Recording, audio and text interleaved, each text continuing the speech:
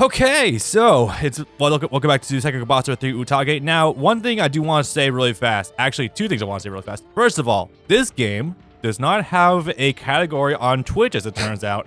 I'm not kidding. So I'm streaming this exclusively under Sengoku Basara 3 on Twitch. By the way, please follow me on twitch.tv/RadJericho. Please go ahead and follow me and support there. So, I found it to be very, very funny. Slightly false advertising. But the other funny thing that I didn't want to mention, I wasn't just going to lead off with this straight up. Capcom had a recent community poll to ask the fans, you know, us, what our favorite franchises are, because they're definitely not sending out feelers for what new games could possibly get out there. Now, me being me, I was probably going to vote for just Devil May Cry stuff and be done with it. However, would it be funny if I use that to prod my way into getting them to do some more Basara content? So I voted for almost like an even split of like, yeah, my favorite characters are like Masamune Date. He's so cool. And Dante from Devil May Cry. Oh, and that's right. We have that thing to watch. Which thing? The Sengoku Boss for Devil May Cry. Oh, yeah. Right. That's another funny thing. So, you know, I'm just going through the list, and I'm just like, I'm listing two of my favorite franchises as franchises with one of the main characters are very flamboyant men with trench coats, and they're fun, and it's very gallons and extravagant. And I'm realizing to myself, wow, I really am not the straightest man in the world, am I? Jesus. Because I know a lot of people will say Devil May Cry is masculine and shit. I'm just like, motherfucker, have you seen this man? No. No way. That was literally what the fucking the Ninja Theory guy was saying. Was this pardon my French. Go for it. Dante is a faggot and he's not appealing to Western audiences. You need a man's man. A man that sleeps with hoes, gets drunk, and smokes. Okay, please tell me he actually said faggot. Did he actually? I could believe it. He said Dante is gay. And as a reminder, the year is 2012 or whatever when that game comes out. Yeah, no, that was. I mean, we weren't quite in Karl Rove years of demonizing the gays, but we weren't really clear of it either. Do you remember Prop 8? I remember Prop 8. Was Prop 8 the Don't Say Gay bill? Prop 8 was a California 2009 or 2010 bill that would criminalize being gay in California. When did that happen? Wait, was that Arnold? 2009, so I couldn't tell you who was in office then. Okay, that's probably past Artie's tenure, hopefully, but holy shit, that's funny. Okay, well, piss off, dude. Dante is my glorious trenchcoat fag. I love him to bits. All right, so also there is nary a straight man except for the one married man in Sengoku Basara, and it's all the better for it. Yeah, really, yeah. There's queer coding all over the place, and I'm all here for it. All right, so speaking of Twink destroyed, gonna be very fun. So who are we leading off with today? Remind me. Yoshiaki Mogami. He's one of Masamune's primary caretakers or funders during his youth years, and now he's just trying to be like, hey, I've still got a lot to teach you, even though you're a grown man now. And we are not playing on highest difficulty. Not making that mistake again. Some characters you could probably get away with doing that. Yeah. This character is not one of them. He's fun. He's funny. He's not especially powerful. Yeah. I think he actually gets better in 4. He's got a real funny story in 4, in that he is technically affiliated with the Oda. So he tries to pal around with Oda and say, I'm your best friend, Oda. You should totally help and support and not kill me. Definitely. That does sound like some very funny fish out of water kind of scenario. Or like a playing straight man kind of thing. When he's not trying to literally lord his lord of the Hokkaido region over Masamune, he's cozying up to power. That's actually what he's trying to do in the story of this game. Huh. I don't know how much... Oh, they're just getting into it right away then. Oh, wow, okay. No foreplay. Got it. Oh, my... The least French person. No, it's Spanish, sorry. Yeah, it still kind of passes. Where is it? This is actually my favorite weapon skin of his. Chris Corey Smith? Wow, really? I didn't know that. Yes. Buster Sword, Bastard Sword, Broadsword, what is that? Yeah, something could into the Buster Sword, I guess you could say. Just minus the hilt, I guess. And one of them is also They're just lightsabers. yeah, kinda.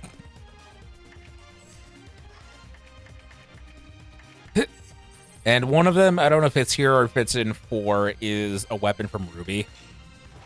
Wait, no shit, really? Yeah, it's the rapier with a revolver barrel. Oh, in yeah, it. yeah, right. I remember seeing that in initial trailers for Ruby. I think that was actually some pretty cool shit. Yeah, that was Weiss's weapon. Yep. Okay, so this is gonna be. Oh man. I know. No, it's just the light PS2 graphics does hit you pretty hard sometimes. I think it definitely shows on the foliage. It's nostalgic. It definitely is. And again, as a reminder, the cutscenes are mostly pre-rendered, so they're going to be at a lower resolution than the gameplay render. I was gonna say these definitely look pre-rendered a little bit. Well, it's like not entirely an engine because of the facial movement.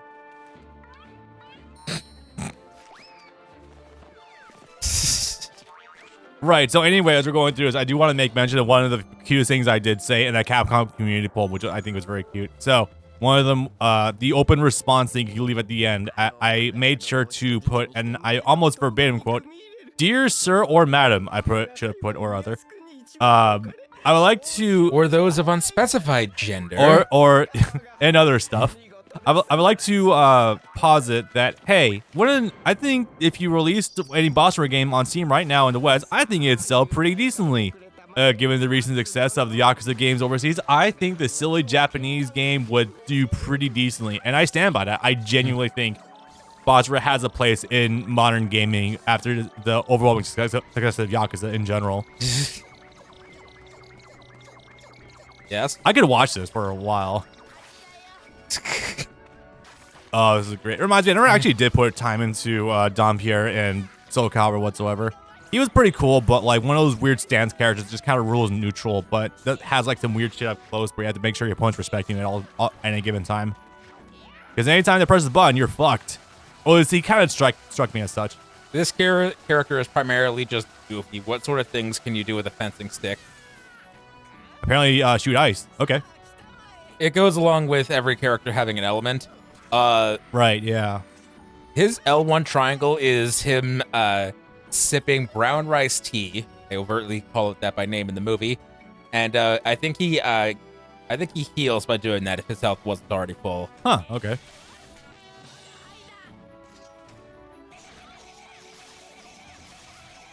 Is sculpting a... Oh, this man. I love him, honestly. I was honestly expecting him to be a lot more weird than this, but given the sheer goofiness of just using a regular fencing style, I love this. This is really good. I should have checked in the menu, but I think he's one of the characters as new or as default only has one trigger attack, so I'll have to check that later. The returning characters from 1 and 2 only have a single one instead of 3. Okay. This is a character that I also love a lot. He's really fun to play, and he's also real goofy. So I'm going to really enjoy playing as him in 4, especially where he can do things like breathe fire and also heal himself. I loosely remember he does have ties to I was gonna say Yoshimitsu. That's not him. Not quite. Big man, Red, Chris Abbott. Forget his name offhand again. God damn it. Hideyoshi. Doesn't he have ties to Hideyoshi's story? Was that just through Kenshin? Yes. So he is the Maeda are allies of the Oda, and the Toyotomi are basically an offshoot of the Oda in actual history. Got it. Hideyoshi was named as Oda's successor. Okay. I never get used to hearing the Japanese voices in this game, at least, though. She's voiced by Kate Higgins in dubbed, right? No. Really? Huh. You would think so. Funimation, Jamie Markey, you would never know her game actress because she hasn't done a whole lot outside of this. I think her one of her other most famous roles is, believe it or not, from Ikitosen. When I talk about Jamie Marcy here, what was the name of her again? Sorry. Erica Lenhart, if I'm remembering that correctly, has not done a whole lot of other work. Huh, interesting. So the game, the thing is that Capcom games and a handful of anime at the time were recorded out of a specific studio called New Generation Pictures. That's where all of the Capcom games are recorded out of, and a handful of anime. And Yeah. that studio has a very specific pool of people that hires people that you don't hear in literally anything else outside of things recorded by New Generation Pictures. You know, I was about to say, you might want to actually take care of Matsu first, because I think she's actually healing this guy. Because I saw the food drop on him. Toshie. Yeah. No, the way this works, as always, is you get one of them down to half health and they both run away, and then you go and try and steal all their food. Right. And the text I vaguely remember from Boss Review is that they are running away and they're super hungry. Yeah, thereabouts. Yeah. Wait a minute. Yes, I am healing. A very minor amount, but I am healing by doing that. That is very funny. I hope you can cancel that animation into attacks, because then you can just bait people into hitting you. That's awesome. Let's try that.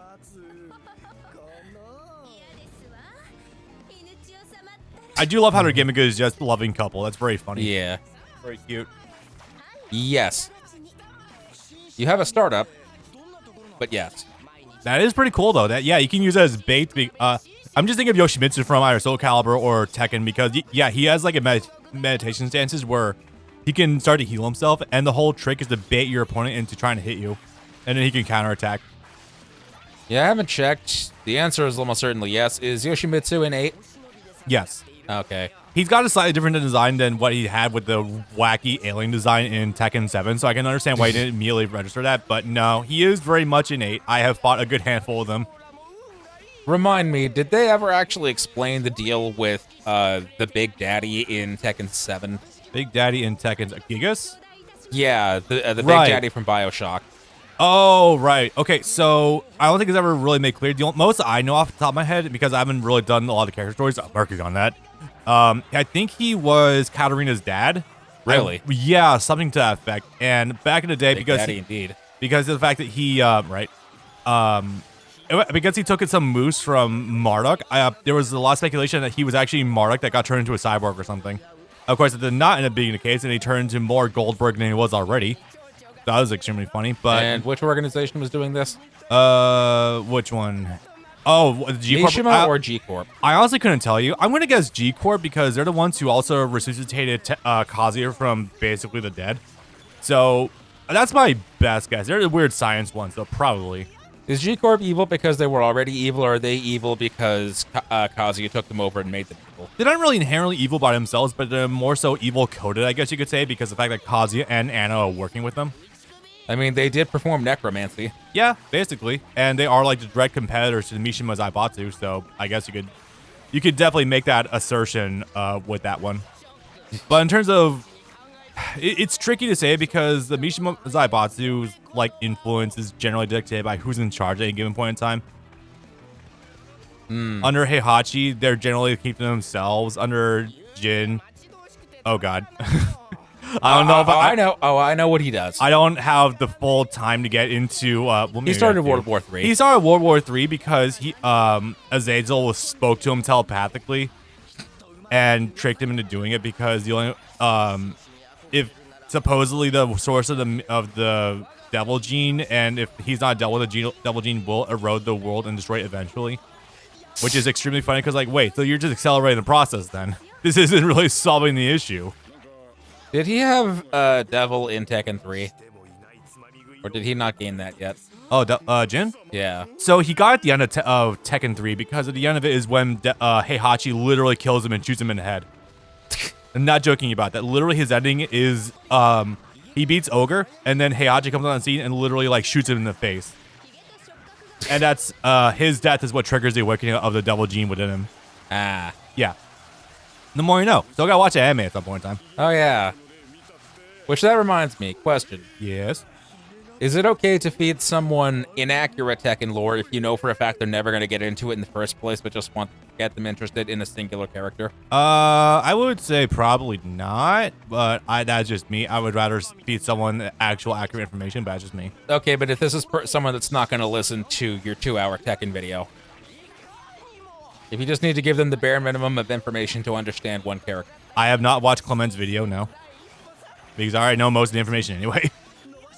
So say, for example, you have to explain to someone your vague recollections of what Heihachi actually is and does overall and how that relates to Tekken 8 having Reina.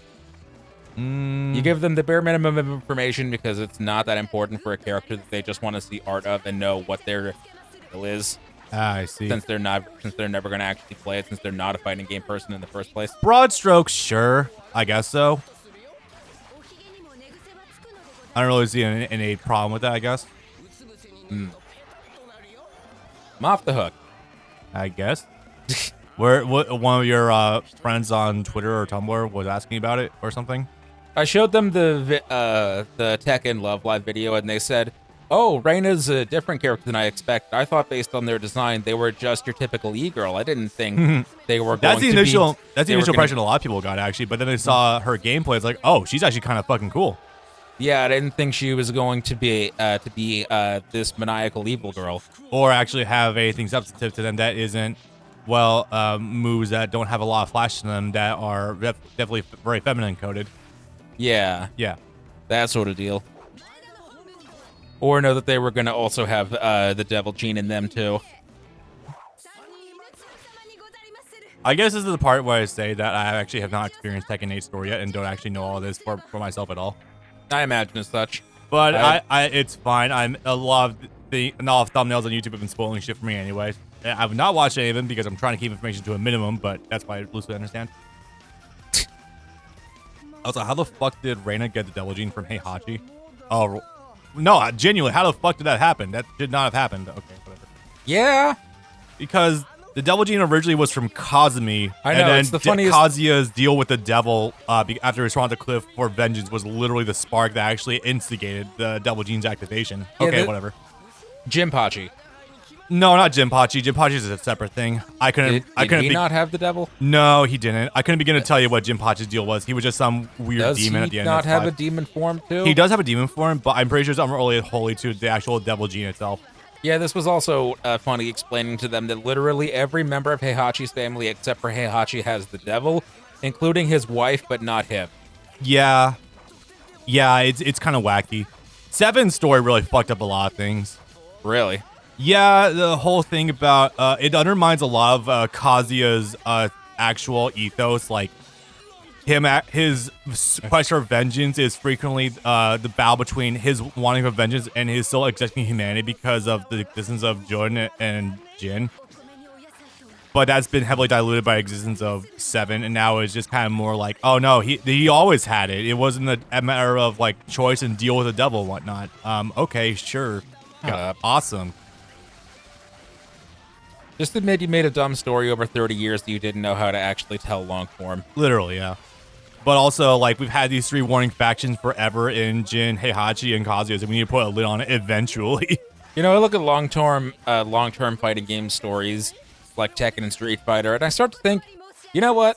Maybe Mortal Kombat having 3 reboots in 15 years isn't such a bad idea after all. I don't inherently disagree. Street Fighter has been playing a little bit, I guess, a little bit more straight, I guess you could say. Street Fighter 6 is definitely the first up the timeline that we've ever gotten so far, because 3 used to be the last one in the timeline. Yeah. It used to go, let's see if I remember correctly, 1, 2, 4, 5, 3, 6, I want to say. Yeah. Yes, I don't even... Yes. There's jokes to be made. I don't have enough creativity for it right now. Okay, so for some reason it's not happening right now, but there is actually a thing supposed to be happening. Or is it? You remember the Drillotron. What, just this thing? Wait, someone actually piloting this thing? It just abducted the wife.